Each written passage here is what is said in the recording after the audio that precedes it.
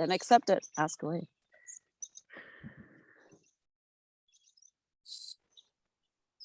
We have good morning.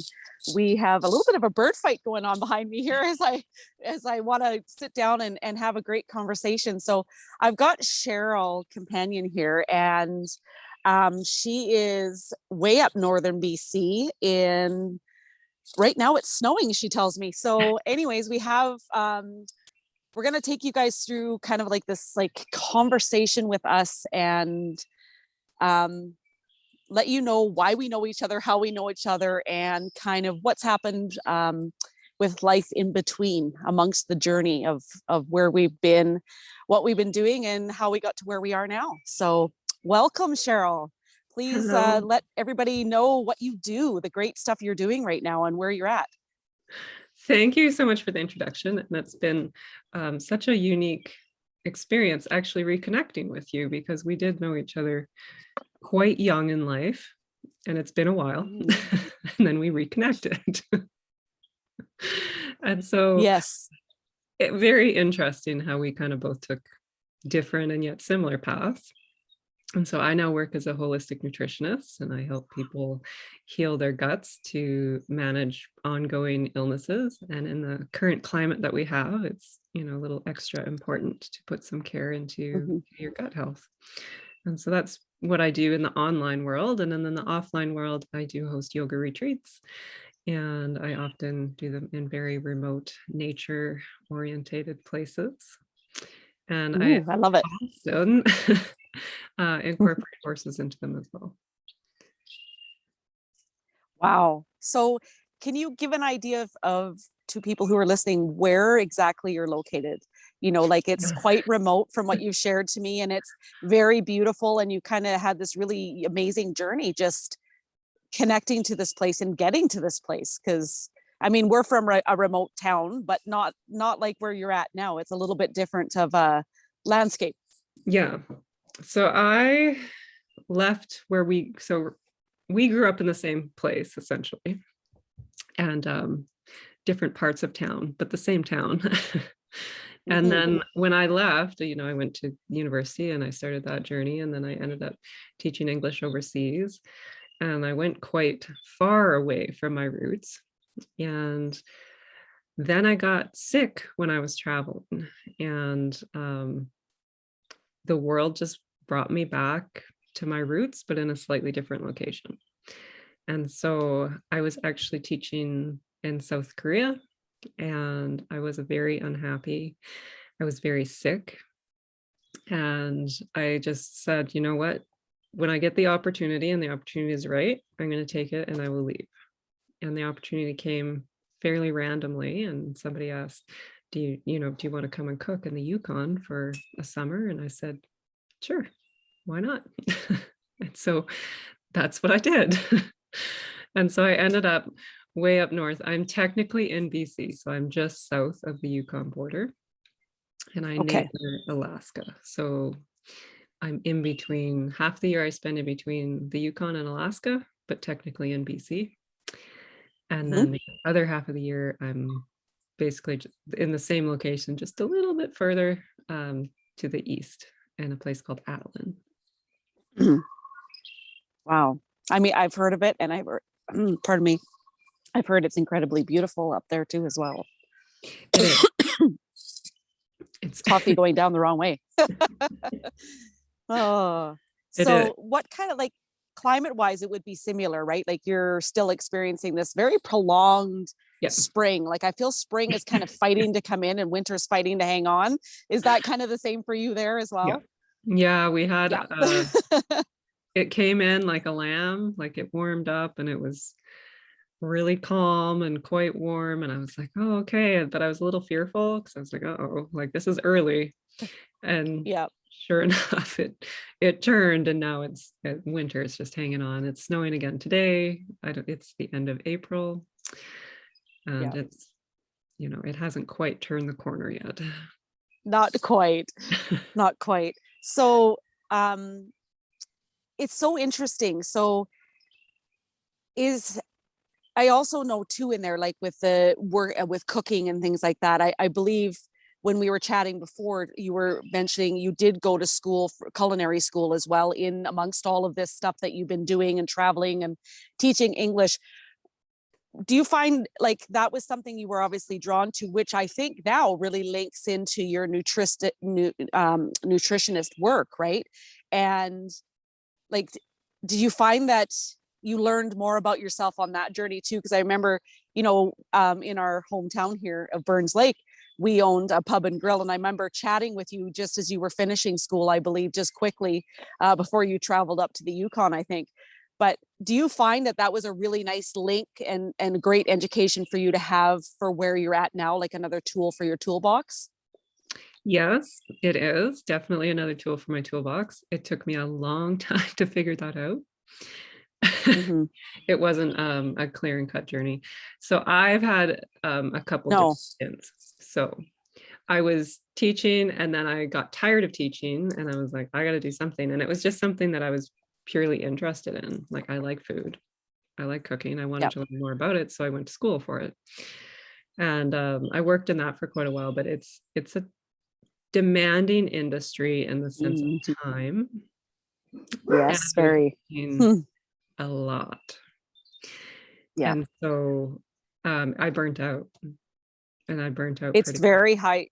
Yeah, it's very, very high stress, right? Like Yeah. you have to show up 110%. It's fast paced. You're on the go. Like and it's almost, we used to look at it very thankless too. You're the Totally. hours and the gruel and the passion and purpose that you put into it. You don't really see on the other side No. within the industry. It's different when you kind of go out on your own and you're maybe doing something like you're doing now. It's a very different look, but when you're in that fast-paced industry, it burns out a lot of people. It So does. you were finding yourself kind of at that kind of rock bottom place with it a bit. Yeah. Yeah. I knew I had to get out, and I knew that Mm-hmm. I needed to shift out further. And so I actually replaced myself. Like, I was managing a catering company, and so I hired my replacement, and I took a trip to South America, and I went for 2.5 or 3 months. I went long enough that I was, Mm-hmm. going to pull myself out. And that's actually where I ended up picking up a parasite. And I ended up Oh, very, wow. very, very sick. So it wasn't even an option for me to go back when I did come from my Okay. extended vacation, because I was so ill. And that just took a lot of time and a lot of trial and error, and nobody could really help me. And so I had to kind of figure out different things that worked for me, and I had to get out of the Mm-hmm. box. So I went to the hospital, I was in the hospital more than once with it, and I Mm-hmm. took a lot of the pharmaceuticals that were supposed to help, and they really didn't. And it Yeah. took a very, very long time for me to figure it out, and it wasn't an easy road. And so No. ties in very, very much into what I do now. So the Mm-hmm. food knowledge of cooking, I think, is actually very important, and not a lot of people have it. It's definitely No. a skill and a tool that is very, very useful. Um, Mm-hmm. and my own experience with it, and then using that cooking experience, I guess, to cook for myself in a healthy way, because I had to totally change Yeah. the way I ate in order to heal. Okay. Okay. And so it was a lot easier for me to do that with the knowledge that I had than it would have been if Mhm. I had no idea what I was doing in the kitchen. So when you're working with people with, especially gut issues and even right now we're looking at so much fatigue and burnout and just complete utter exhaustion. So are you able to, I mean, you work virtually, which is awesome. Are you able to like give them some of those skills for cooking and for preparing and all of that kind of stuff? Like you're able to kind of step into their Yeah. spaces and kind of teach them that way? Yeah, for sure. It's definitely a part Yeah. of what we can do together. So what I can do is give you the tools, but you're the one that actually has to Hmm. implement it. So Yes. that's always the key. Yes. And Yeah. definitely it is a struggle for people who are, maybe you have a lot of kids, or, you have a demanding job, you don't have a ton of time. And so Hmm. learning how to food prep and meal prep can actually be really, really beneficial to you, just because it saves you so much time if Yes. you learn how to do it. Yeah.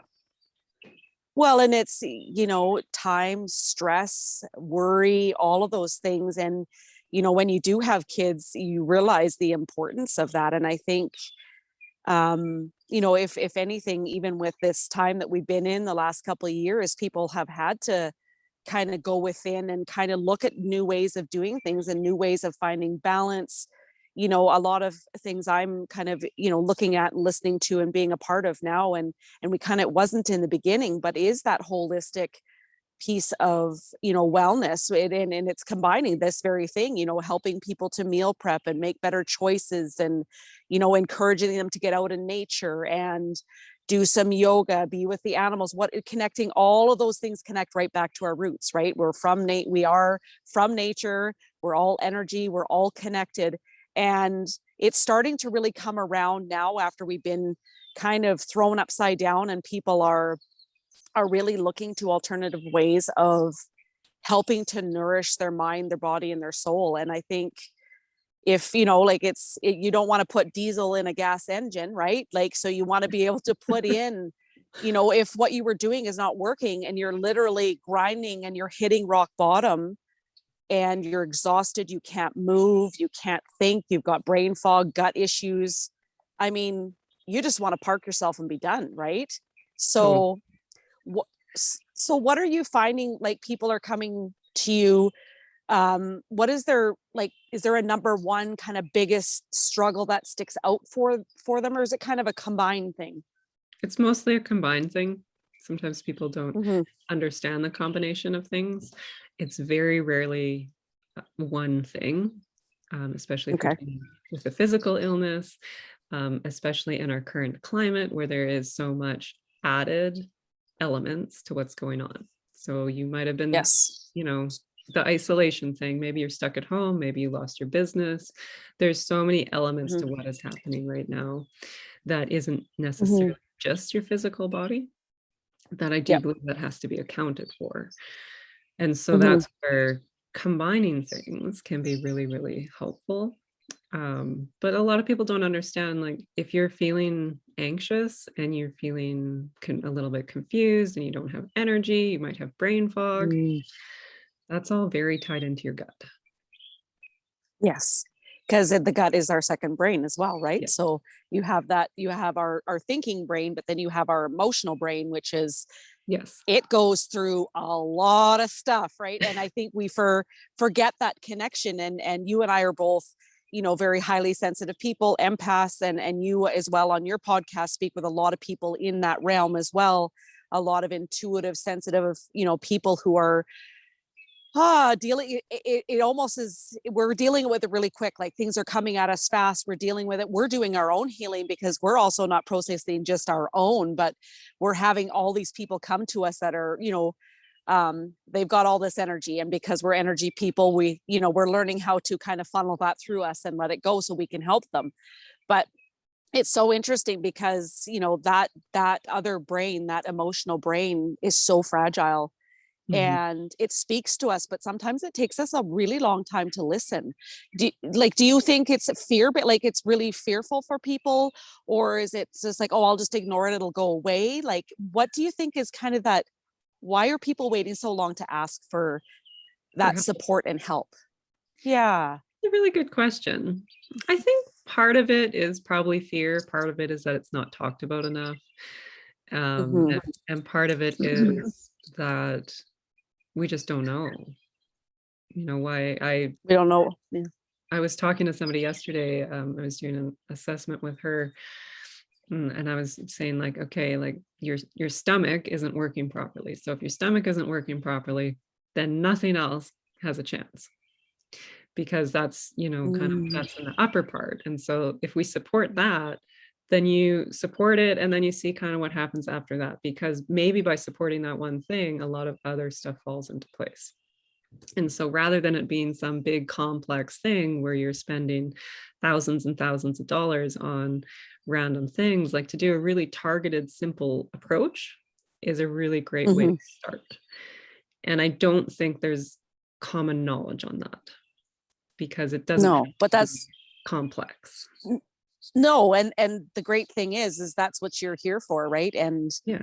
to be able to, open that door and raise some awareness and give people some new things to look at and new skills to put, into their toolbox. Because I was chatting with somebody yesterday about our toolboxes, right? Like they're not a set toolbox. They're kind of a fluid toolbox. Like you might use some tools today that tomorrow will go over here and you'll have a new one come in and you'll learn from somebody. Like, because we, as well as not only being healers ourselves and practitioners, but we also have people we reach out to for help and for Yeah. support. So we might be learning new things and we can share those with our clients. And so it's a really evolving thing. Do you find that as well when you're working with people? Like the tools are always evolving and changing?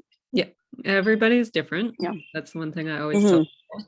And so if I get a lot of people who have exhausted the Google searches, is what I call them. You've Googled it to an extreme that it's, Google can no longer help you. Yeah. And so you need someone who can give you a different perspective. But the reason that Google isn't helping you is because your body's uniquely yours. And so you have a unique set of needs. And absolutely, you have to use different tools for different people. And it's always growing. And I absolutely have people that help me.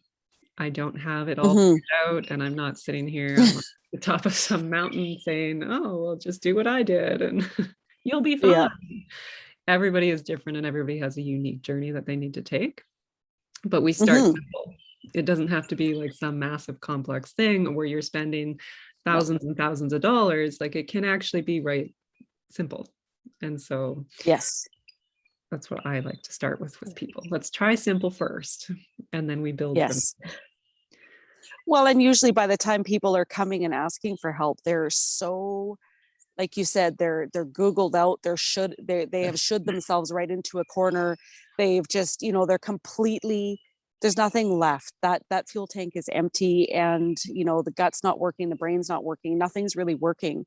And they're just like, okay. And when you can simplify it and go, okay, let's just breathe.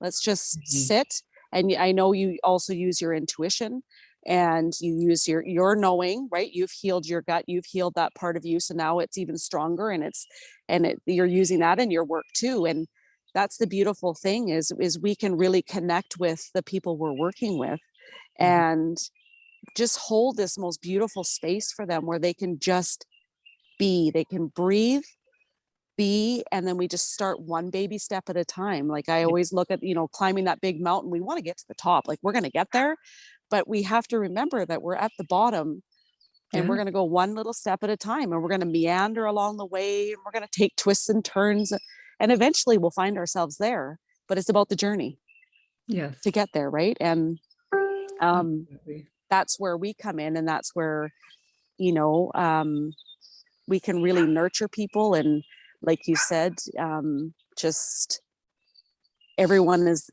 got their own unique body, their own unique everything. Like we are human, yes, that we have in common, but but there are big differences. And I love that kind of stuff too, because we're supposed to be authentically who we're meant to be here to be, and sometimes it takes a bit of a journey to figure that out.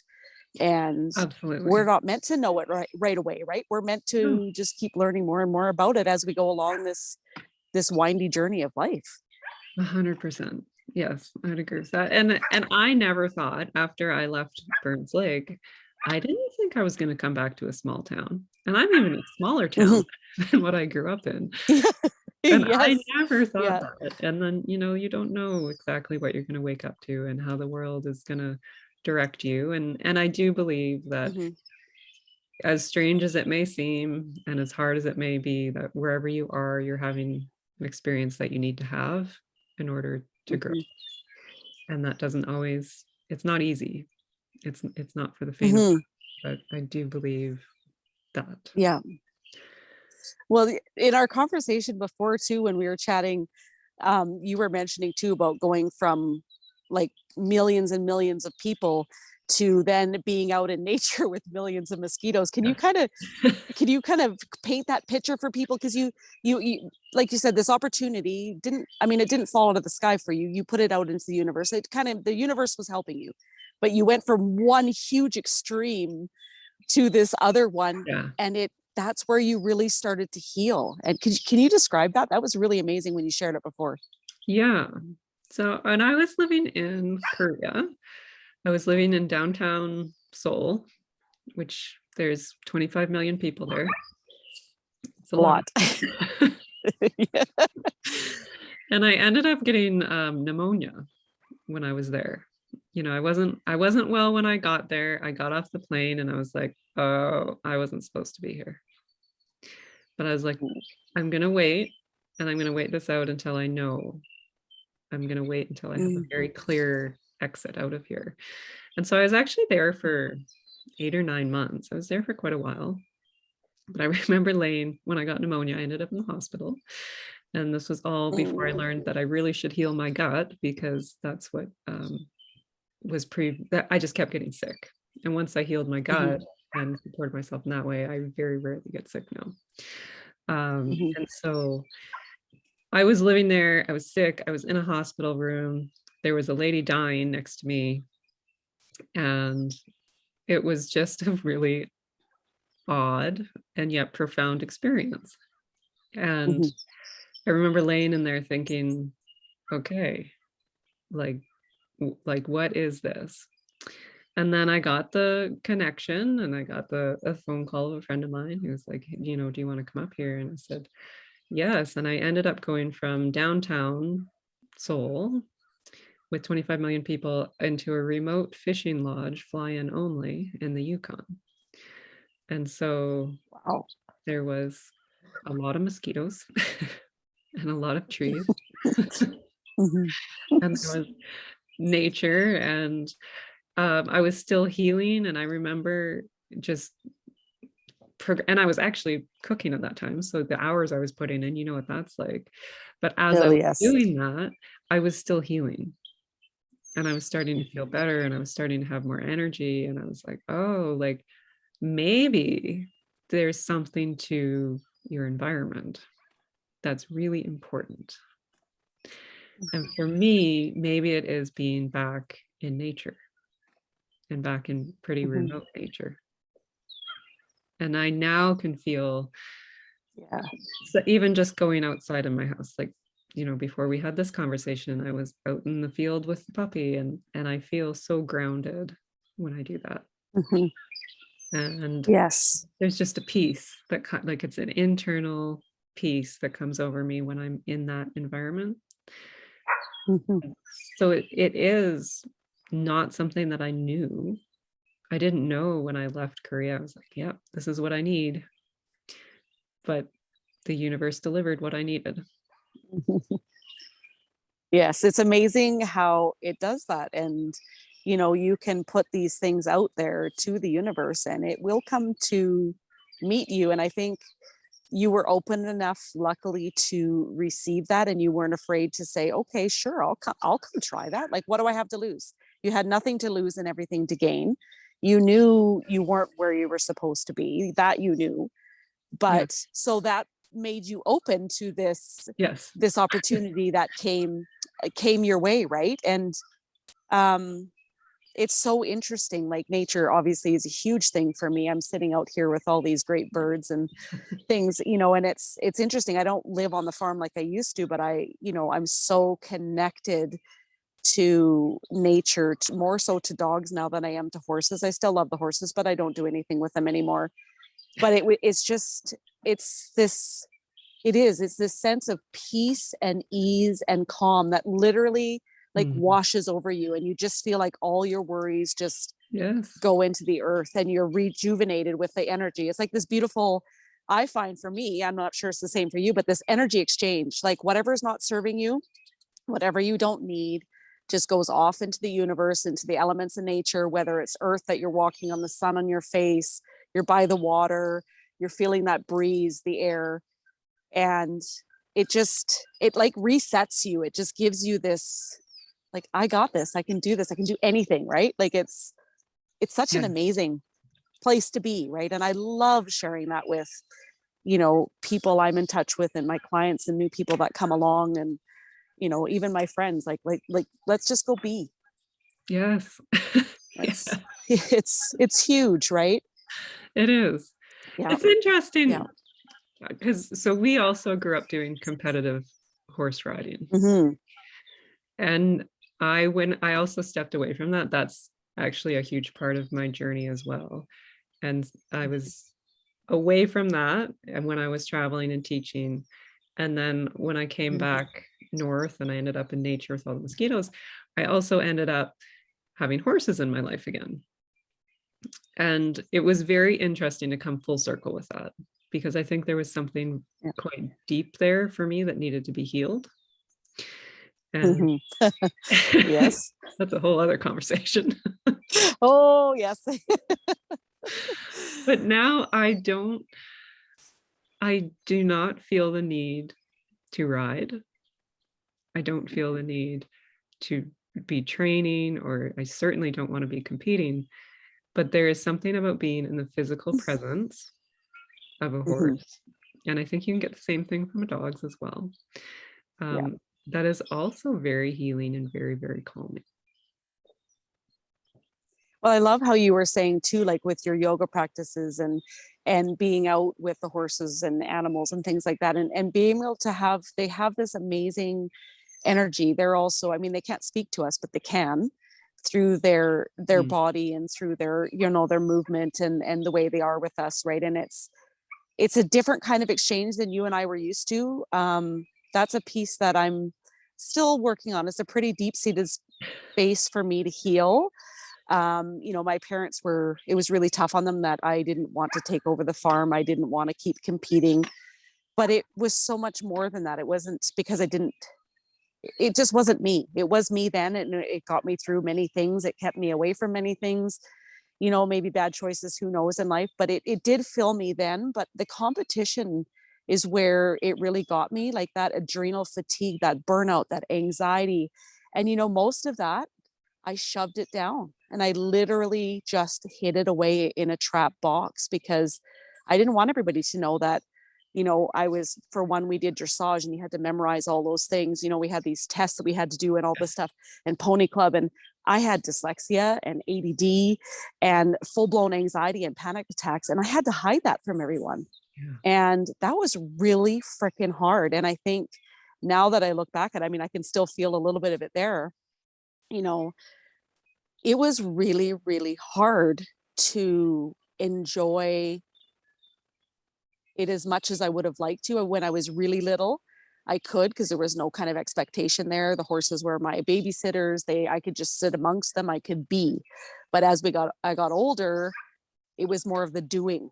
So, do. And we kind of got into this, busyness. Nothing wrong with it. We learned a lot from it. But I do see how that has definitely been a part of my body healing, my emotional brain for sure, my guts, my anxiety, my reconnection back to animals in a completely uniquely different way. And my connection to nature too is very different, but I'm glad I had those roots there as a child so that I can understand the importance of it, but it can look different. Mm. So yeah, it's interesting because we did, like we had Yeah. that, we could see each other at this competition state, but I don't think we really knew kind of behind the scenes, kind of what was going on and what we were facing or dealing with. And now here we are very many years later, looking at things through a completely different lens. Right. Yeah, we are. And I have to Yeah. say, I had no idea at that time that you were going through that. And No. that's something that, like, thank you for sharing that, for one. And for two, like, how much of a different experience can we have in this life if we are actually able to be in a place to share that? It's huge, Yeah. being able to be vulnerable and safe to share that. And I think we're seeing that across so many realms and so many things right now. Is the people are starting to be able to be more vulnerable and share these things that most have no idea. Yeah. You know, we carry this little red wagon around with us that's overflowing and things are falling out, but nobody has any idea what pieces and baggage is in that red wagon, right? It's, you know, and Absolutely. thank you for letting me, letting me share that. You know, we're kind of creating this space for each other, which we create for our clients. But, you know, it's interesting to understand and to learn the layers of people. I find that so fascinating in my journey. Yeah, it is fascinating. And I definitely have similar experience to you with that. Like Okay. it wasn't all roses for me. That's what I'll say. And Mhm. so it wasn't, I have so much respect for that time in my life. And it, like you said, it Yes. taught me so much. It kept me out of so Mhm. much. It gave me it gave me a lot. Yep. Yes. And with that, it also, it came with a lot of anxiety, a lot of depression, a lot of family trauma, and a lot of expectations that I felt I had to carry this huge weight around. And to a certain extent, I still do. Yep. No wonder we can connect quite well. It's very similar, right? Like you, and this is the interesting, this is fascinates me because, you know, people can, you never know why you have this connection with people and why you kind of cross paths sometimes many times with people in your life. And I feel like there's just a huge aha right there for the two of us. And it's, Yeah. I'm going to have to fight back some tears because I never realized that. And I thought I was the only one, Yeah. you Yeah. know? So And there you're we go. not. Holy geez, you're going to draw that out of me now. Didn't You see that know, one but you coming. don't, no, but you don't, right? I've got a cat with me now. Oh, that's good. Hey, buddy. So it's so fascinating. It's so interesting. He knows. He came running from across the yard as soon as we started having this conversation. Um, but you know, it's you don't realize those layers. Like No. there's so many layers. Like we all talk about this layer of the onion, and I don't know how damn big this freaking onion is. It's huge. You're just, it's like that Yeah. 16-lane highway. Like you just don't realize the depths of the things that everyone carries, the emotional, the physical, the all of these things. And when you find a safe place, a safe person, whether it's a reconnect or a new connection, um, you know, it's like you feel safe to share those things. I Yeah. mean, I don't just share some of that stuff with anyone, but I know with you and we shared a space and time, like I said, where we were competing, we were riding, we were Mhm. training, we were like hardcore digging deep Yes. down, and nobody really knew the stuff behind the scenes, right? They didn't know all those other things, and we were so good at presenting ourselves in a way that it felt like maybe we were expected to, right? Which is not right or wrong, it just is what it was. But now we're kind of like literally flip side of that, right? We've gone through this incredible crazy journey, and it's all linked, Yeah. and here we find ourselves looking at animals and nature in such a healing, nurturing way, and we've taken all that pressure off, Yeah. right? You can go out and sit in the field, meander with your puppy, you can do some yoga, you can lay there and just look up at the sky and watch the clouds and just be in the presence. Yes. And that in itself is so healing that you've given yourself permission to experience it in this way. Like that's beautiful. Yeah. And it wasn't easy. that was No, that was no, not I bet it wasn't. it wasn't. No. There's a lot wrapped up into that. And I actually ended up Mm-hmm. hosting what my therapist likes to call the horsey things. So I hosted a couple retreats last summer, which were Yeah. just being in the presence of horses and feeling the healing vibe of just being with them and touching them. And there's actual studies done they're called heart math studies on what Yeah. the like electrical current that comes out of a horse's heart has on a It's human. huge. And it's like Yeah. 50, 100 feet or something that it reaches out. Like, it's so insane what Yeah. it can do. That's Mhm. never something I thought I would be doing. No, And yet here I am. but here you are. But, I think had you not had that experience growing up, you wouldn't have been open to this. You know what I mean? Like, you knew horses and you weren't afraid of them and you had these experiences. Then life led you on a different journey, but then life led you back to a new home within yourself, a new home Yes. with animals and with nature, right? Like, and I think there's, like I say, whether it's people connections, animal connections, nature, places, whatever it is, it all leads us back to where we need to be, or not need to be, where we are Where we right are. now, right? It's like this very fluid energy exchange that goes around.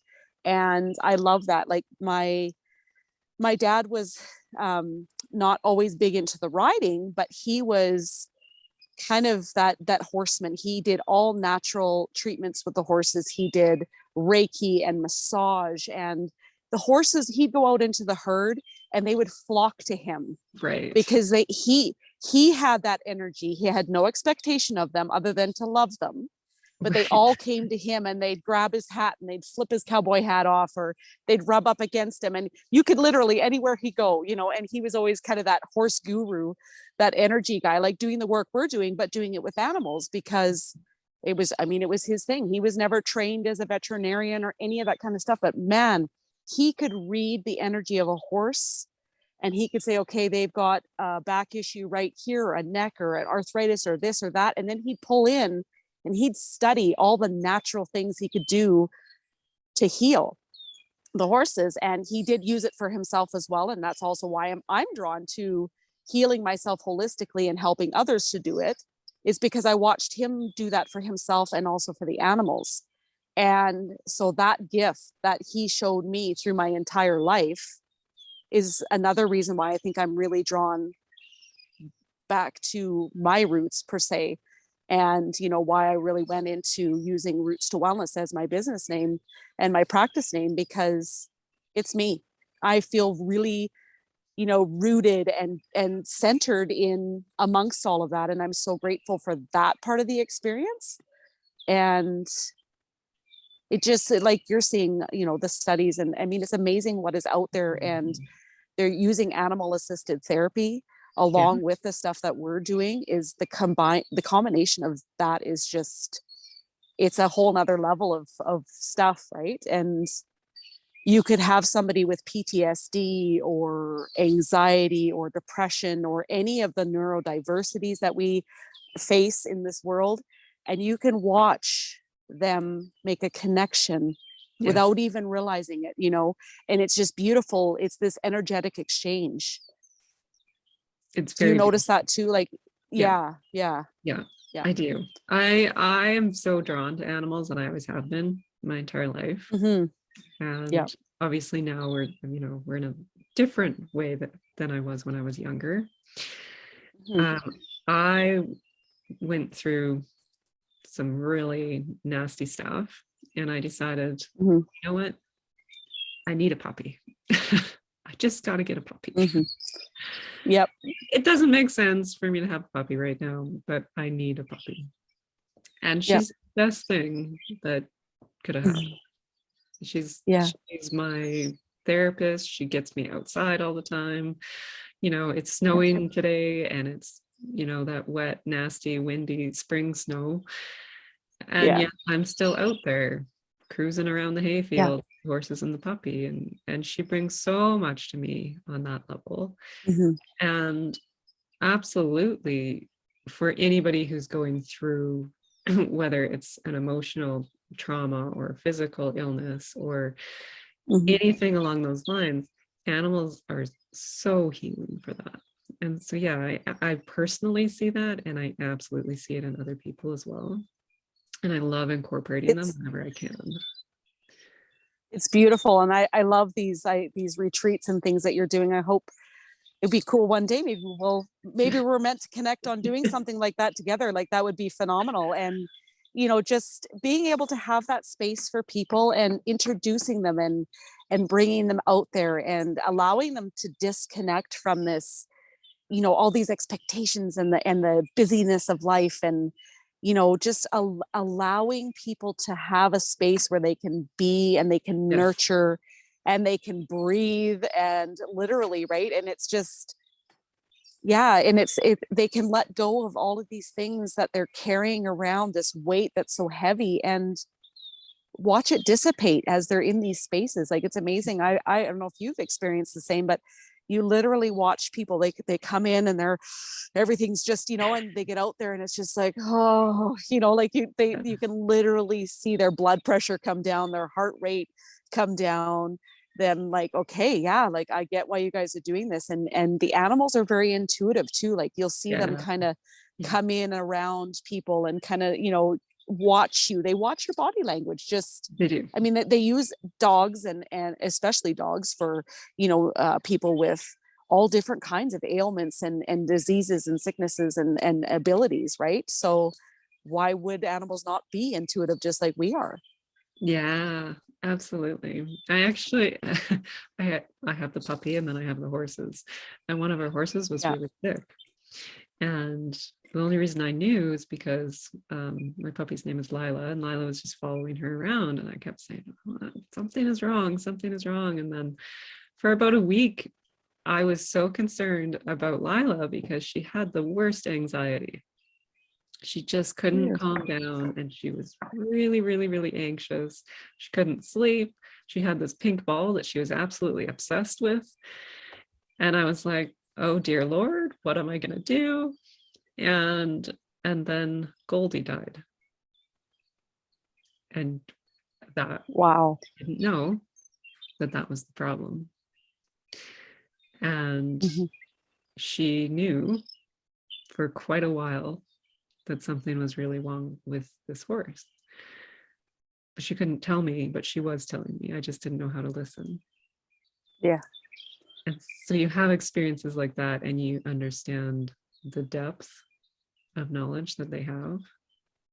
Mhm. And I think I now know that. She taught me that lesson. And so now I know when Mhm. she's acting that way, okay, let's go take a closer look at what's going on. Mhm. And it, they do teach you things, but you have to listen. And I think that teaches us presence. And I think when you have Yes. presence, you have peace. But it's very Yes. difficult. It's very difficult not to project onto what you should be doing or what you have been doing, or the conversation at the grocery store that you had that made you mad, or whatever it is. We ruminate on these things that are going on, and to find presence is challenging. But if you can do it, Mhm. it'll change your life. Absolutely. It's not impossible. It's just, it's learning. It's maybe unlearning some things and learning some new things, and allowing yourself to stumble along the way, and not be afraid to try something new. That's a huge thing, I think, too, and we've experienced that ourselves, right? And we've we've come so like we're busy doers. Like, humans Yes. have become so crazy busy. And I mean, you would have experienced that in that city of this Yeah. 25 million people. Geez, that Never scares me. sleep. I'd rather 25 million birds. That'd be okay. But, you can see life can become very robotic and very do, because you have to do all these things to have all these things. Oh, you'll be when you're retired. And then you see people, Yeah. they retire and they don't actually exist long because Yes. their bodies are literally done. They're like, all you did was you didn't nurture me, you didn't take care of me, you weren't listening to me, and now, well, I guess I'm going to break, because there 100%. is no other way. And so, we're opening these doors for people to, like you said, to be raw and real and vulnerable, and find that sense of peace and ease and calm. And I love watching people have that aha moment, that little light bulb moment that goes on when they experience that, even if it's and in the beginning, it's just little bits. It's like 1 minute at a time kind of thing.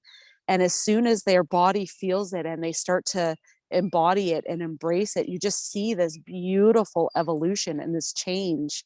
And I don't know for you, but that fills me up unbelievably when I Yeah. can see that happen before my very eyes. It's this beautiful blossom, Yes. and it's not easy, right? Like you and I No. know that we're still doing Yes. it, you Yes, know, we are. but I think that's, that is the greatest thing that I have maybe learned even more so in the last 2.5 years is the gift of presence, the gift of being, the gift of letting go of those things that no longer serve me, and not being afraid to do something outside of the box, outside of the norm, Yeah. outside of those expectations, right? It's becoming more normal to do what lights you up, what's your passion, what's your purpose, and let go of those societal expectations of everyone else and just find yourself again, you Yeah. know? I think that the magic lies outside of the box. And I think if you're someone who is struggling in any aspect of life, it might be emotional, it might be physical, it might be anything. I think that that's often making you uncomfortable enough to shift, and it's asking you to look in a new direction. And that's not something that is easy to do. No, I learned things very hard. I did not learn the easy way. me too. And so I feel like if I can help someone do it just a little bit easier, then Yes.